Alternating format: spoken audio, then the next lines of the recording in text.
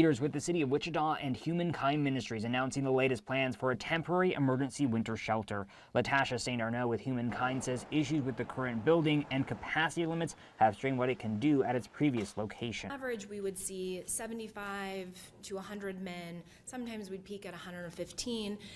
Our facilities were able to meet that demand, but in recent years it's really started to creep up to about 150. And then this last year we saw peak numbers, and the same's happening on the women's side. The new site, the former Fundamental Learning Center, will be able to serve 250 a night as a no-barrier shelter, although some details are still being worked out. When it opens, it will be operating 24/7 through the end of March. I want to make sure that we have everything in place first and foremost.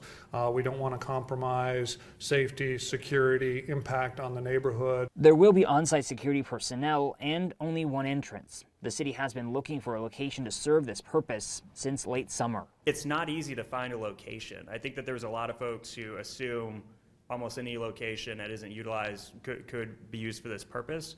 The reality is we have to think about safety, we have to think about fire suppressant systems, that type of stuff, and of course capacity. For the more than 20 weeks the shelter is open, it's expected to cost close to $900,000. Humankind is covering $200,000. The city will cover the rest for now.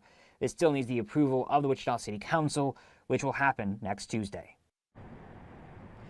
Some additional details. Humankind is looking to hire between 30 to 40 people to work at the shelter and is also searching and asking for volunteers. They're saying they'll need some 100 volunteers over the course of the next few months, and they're also looking for donations. The shelter will also serve 3 meals a day. There will also be additional services and resources for the unhoused with permanent office space at this building.